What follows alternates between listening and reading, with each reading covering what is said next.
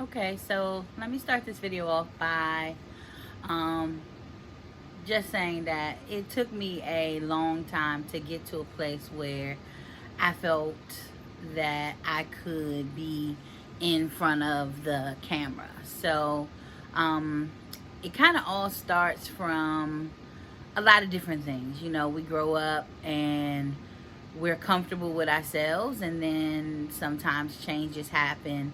And when changes take place in our lives, they can cause us to begin to see ourselves differently. So I have gone through some major changes over the last couple of years, but it's been a part of a process of changes that I've been going through for the last um, I always say 24 years, but I think it's longer than that. Because I've almost been out of high school for 30 years. I graduated in 96 and it's getting ready to be 2026. And I was diagnosed with hyperthyroidism when I was 16, right after I started my senior year in high school when I was 16.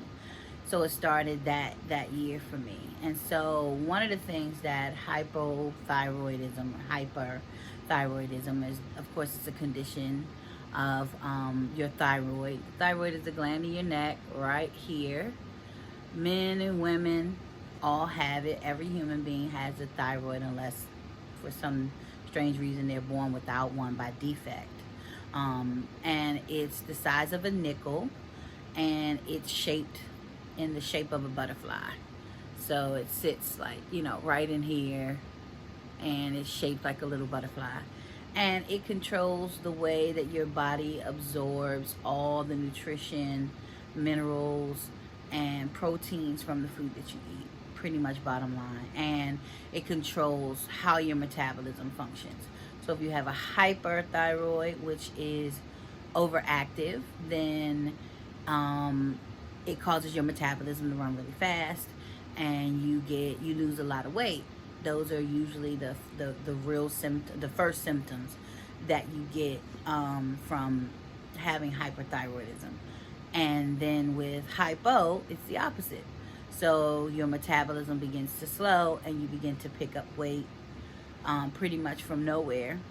And then you begin to have the other symptoms, which I'll list in my description, the main symptoms. And for me, which was really weird, I got it at 16. I was still a virgin, and I hadn't, of course, had any kids. And it's a disease that's known to affect women who have had children, because it usually comes on sometimes during pregnancy, like diabetes, and it comes on after women have already gone through that hormonal change that comes along with pregnancy. But I was 16 and it happened to me. So all that being said, I was kind of like an anomaly. They had never seen a case like mine. I had hyperthyroidism. It was overactive. So the another main uh, what's the word I'm looking for? This is another thing, it gives you brain farts. Like, I get these constantly. But another symptom that you get from hypothyroidism is bulging eyes. So I was really kind of not wanting to do the videos because I've had the bulging eyes, and they've stayed large. They're not bulging, but they stayed enlarged because they were bulging for 6 years. So in that time period, the muscles behind my eyes were working so hard to keep them in the sockets and for them not to fall out, that they've actually reshaped my eyes into more of an oblong shape instead of a circular shape. So even after the swelling and things left behind my eyes and the muscles were overworking, I still have the large eyes because of the fact that my eyes are now not round, perfectly round anymore. So my right eye is a little more oblong. It sticks out a little bit more. And I was like, I don't know, I guess I was like 20, 22, maybe 21. I might not have even been 22 yet, but I was living in California, and I had a good friend, and we were out to lunch one day, and we were talking. We had been friends, I know, at least 6 months by this point, maybe even a year. And we're talking, and she looks at me and goes, "Oh my God, one of your eyes are bigger than the other." And I was just like, yeah, and I don't know, that moment, you just have those moments in life where things shift for you and they change you forever. And I never wanted anybody to ever do me like that again. So I developed a complex, like right there at that moment. And I used to have a hard time making eye contact with people. I didn't want to look at people face to face. If I went out to dinner or something with the person, I wanted us to get a booth and sit next to each other, like all of these different things. When I had interviews, I had to really try really, really hard to look people in the eyes. And this was all throughout my 20s. So finally, the show Girlfriend comes out, and Tracee Ellis Ross is on there, and she is a woman with big eyes, and one of her eyes is bigger than the other. And I thought she was absolutely beautiful. Of course, once again, it was one of those things. I was watching the show for a while, and it took me some time to notice that one of her eyes was bigger than the other. I think I didn't even notice it on the show. I noticed it like when she was doing a photo shoot. I saw her somewhere in a magazine, I don't know what it was, or an article somewhere, and they were taking pictures of her, and I noticed it looking at the pictures that one of her eyes was bigger than the other. And so in that moment, I had another life shift, and I became more confident again, because I'm like, well, here's a beautiful woman with big eyes, and one is bigger than the other. And I don't know if it's because she had my condition or not, but I thought she was perfectly beautiful, So then I said, okay. And then once I got past the bulging stage of my eyes, and they kind of took on the look they have now with the darker lids, and people would tell me, oh, I look like I have on natural eyeshadow. My best friend used to tell me that all the time. And I would get a lot of compliments on my eyes. And so even though we shouldn't think so much about what other people think of us, when you're young, you really don't know what you think of yourself sometimes, unless you've been afforded a life where you could really sit and ponder that kind of thing.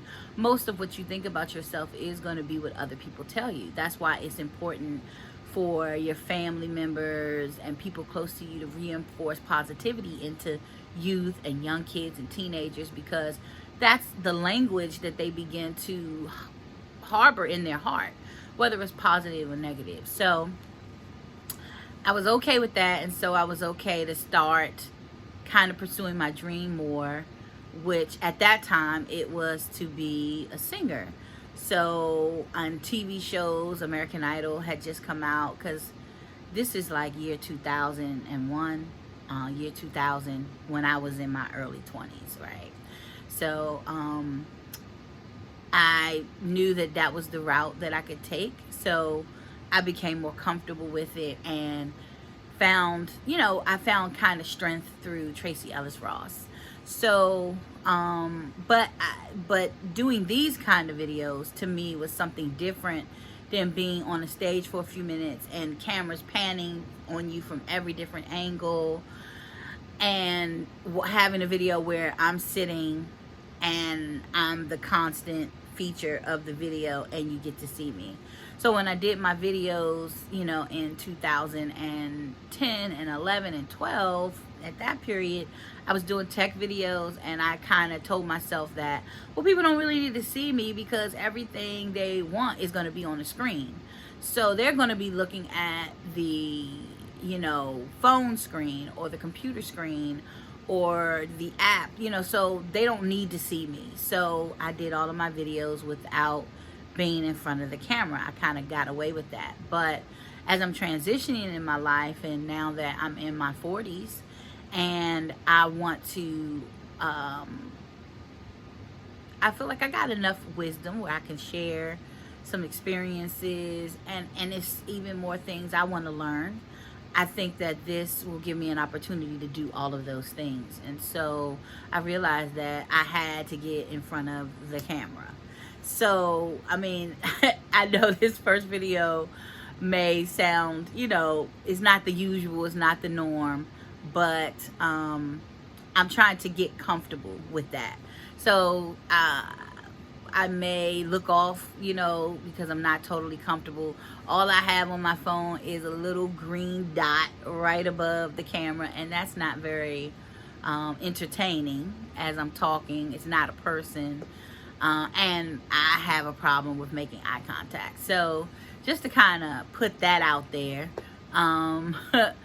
in a short kind of synopsis, as short as I can make it, it took a lot for me to, do this video, but it's something that's on my heart. It's something that I've really been wanting to do. And I just decided to bite the bullet and do it. There's a lot of things going on in my life.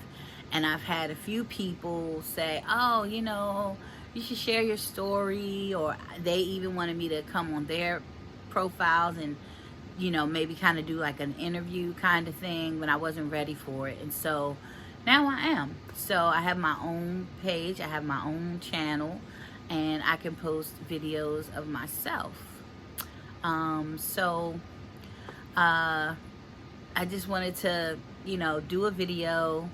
It's kind of like, spur of the moment. I woke up this morning and decided that today would be the day, and I'm the kind of person that when I make a promise to myself, I have to keep it, because if I'm not a woman of my word, I'm nothing.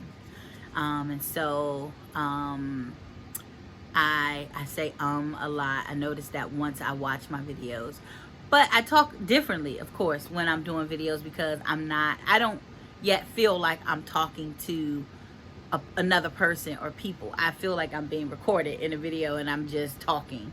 So hopefully eventually, as I grow and you guys watch me and grow with me, I'll become more comfortable in front of a camera. And I may always say a little bit of because I get brain farts. And so that's the thing that I do when I can't quite think of what it is I'm trying to say. But I am working on it, because I just wanted to say but I'm working on it. Oops, I kicked my screen by accident, my tripod. But look, I just said it again. So with my other videos, somebody actually pointed it out. They were like, yeah, and by the way, and then I in one of my comments, I was like, what is all of the ums? And then I went back and watched the video and I said a lot. But as I did them, I got better at not saying because I was a little more fluid with talking and things like that in front of the camera. And I'm not a professional, at least not yet. So I'm working on, a lot of things. So, I'm going to get on videos and talk about that. Like, this week is a really big week for me, so I'll probably do another video this week talking about the different things that I have going on and what I hope to accomplish by doing those things. So I hope that this video helps someone. Thank you for watching, and talk to you soon. Bye-bye.